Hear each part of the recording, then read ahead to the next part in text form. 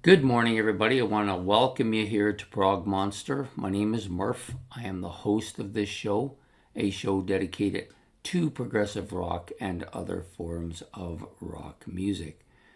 So it's day 29 for the series for the month of September that we're running called The 30 Bands That I Have Yet to Follow. Yeah, we're getting down there, right? Down to me, just 3 or 4 left to go. Today being the last day of the week. This one will come out in the morning on Sunday, and then we'll do this week to start the next week. So the band. So for just before we get started, just because it's the end of the week, I'm just going to tell you what this series is about. So I've picked out 30 bands that have basically been,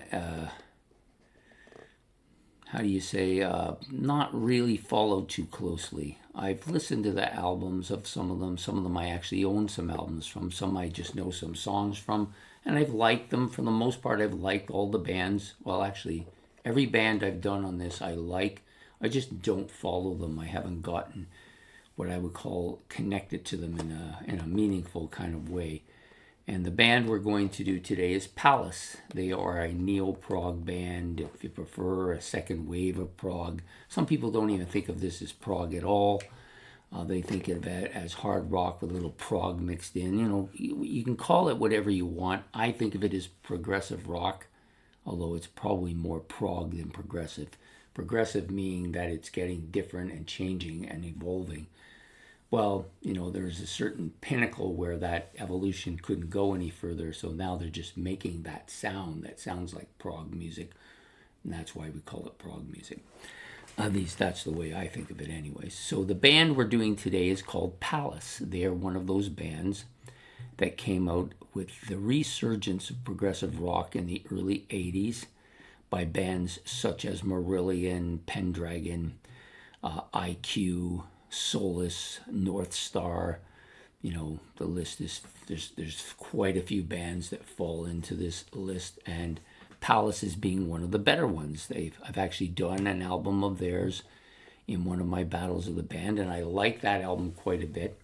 I actually looked for it for a bit and couldn't find it, so I kind of stopped thinking about it for a while, and now it's left me with kind of thinking that I should be pursuing it again. And so this is a band that I think would fit into my neo-prog collection very well. I do love IQ a lot.